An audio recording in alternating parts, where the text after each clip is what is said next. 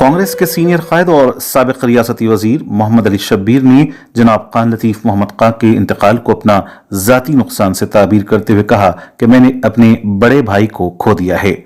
خان لطیف محمد خان صاحب کی اردو کے تئیں خدمات کو بھی انہوں نے اس موقع پر یاد کیا اور خان لطیف محمد خان کے ساتھ اپنے تعلقات کا بھی ذکر کیا اور ان کی مغفرت کی دعا کی۔ ہمیں بہت بڑا صدمہ ہوا، میرے لیے نہیں بلکہ مشترکہ آندھرا پردیش یا پھر اردو یا تعلیم کے نظریے رکھنے والے تمام لوگوں کا بہت بڑا نقصان ہوا، اور میں اللہ سے دعا کرتا ہوں کہ اللہ مرحوم کو جنت الفردوس عطا فرمائے۔ میری اور خان صاحب کی دوستی 87 میں ہوئی، لگ بھگ 33 سال ہو گئے ہماری دوستی ہوتے، اور میں جب پہلی دفعہ منسٹر بنا 89 میں، تو جب ہماری دوستی اور زیادہ بڑھ گئی۔ پھر ہم جب بھی بات کرتے تھے تو تعلیم کو پڑھتے تھے، اور 89 سے منسٹر میں بننے کے بعد 30 سال سے خان صاحب میں منسٹر بنا، اتر گیا، پھر لیڈر آف دی اپوزیشن بنا، پھر کبھی بھی فون کرتے ہیں تو شبیر میرا نام سے نہیں بلاتے تھے، منتری جی آپ کیسے ہیں،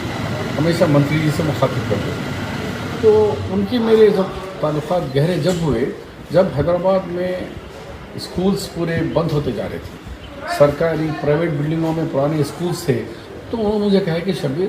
ہم جب نوجوان تھے سرکاری اسکولوں میں پڑھے، جدھر دیکھو سرکاری اسکول تھے، اب سارے بند ہو گئے، کو لینڈ گرابر مل کر وہ بند کرا رہے، یعنی کرائے کی بلڈنگوں کو خالی کرا دے رہے، بلڈنگاں لے لے رہے، کروڑوں کما لے رہے، اسکولیں بند ہوتے جا رہے، کیسا ہوں گا؟ اس کے اوپر انہوں نے ایک تحریک چلائی،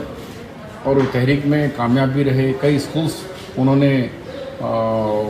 سلطان علوم ایجوکیشن سوسائٹی کے ذریعے کھولے۔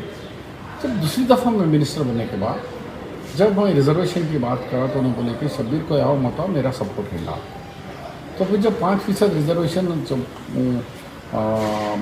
آندھرا پردیش ہائی کورٹ حیدرآباد میں چل رہا تھا،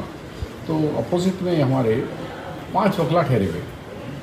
RSS، BJP، وشو ہندو پریشد، شیو سینا کے ڈکٹ، لیکن اتفاق سے کانگریس کے ہمارے گورنمنٹ کے ہٹ کر مسلم آرگنائزیشن سے ایک بھی وکیل نہیں ٹھہرے۔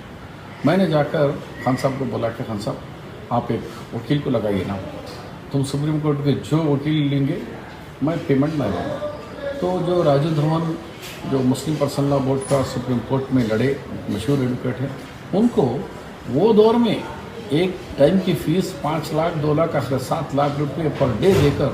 انہوں نے ان کو لا کر ہائی کورٹ میں 3-4 دفعہ بحث کرائی، جسٹس سدرشن کی بینچ پہ، جسٹس بلال نس کی بینچ پہ، جسٹس امت بھاوے کے بینچ پہ۔ تو اس طریقے سے انہوں نے مالی طور پر اور ہر چیز میں مجھے اور میرے ریزرویشن کو، یہ جو کانگریس پارٹی نے 5% 4% مسلم ریزرویشن کو کلی طریقے سے سپورٹ دی، زبانی نہیں، اخبار کے ذریعے۔ اور دوسرا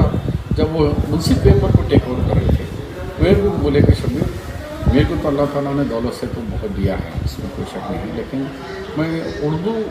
کی خدمت کرنا چاہ رہا ہوں، اردو کو فروغ دینا چاہ رہا ہوں، اردو زبان کو زندہ رکھنا چاہ رہا ہوں، اور اس میں آپ کا بھی سہیوگ چاہیے۔ میں نے کہا کہ میں تو کوئی ہوں، آپ کے ساتھی ہوں، آپ کو میرے کو ہمیشہ چھوٹا بھائی دیکھتے میں بڑا بھائی دیکھتا ہوں۔ اور بیچ میں ایک چیز یاد آئے گی، 1997 میں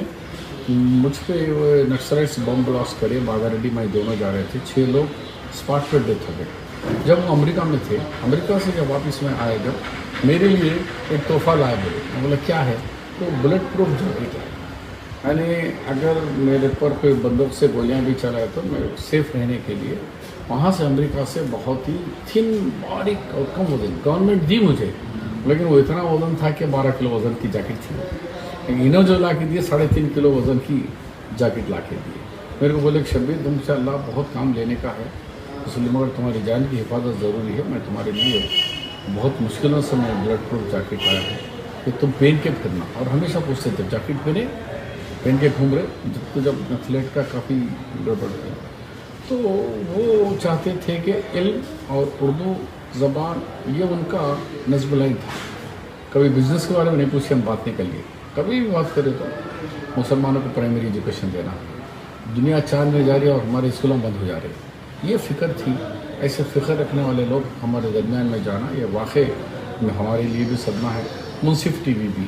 جب یہی بولے کہ میں اردو کو ہندوستان میں اور دوسرے انٹرنیشنل ممالک میں بھی اس کو میں پھیلانا ہے، تو ان کا مقصد ہمیشہ پروفٹ کمانا نہیں تھا، ایک سوشل ایک کاز کی مدد کرنا تھا. تو اس کے لیے ان کا آج میں تو صبح معلوم ہوتے ہی بہت اور ذاتی بھی میرے نقصان ہے. میں اپنے بڑے بھائی کو کھو لیا. اس طریقے سے میرے گھر میں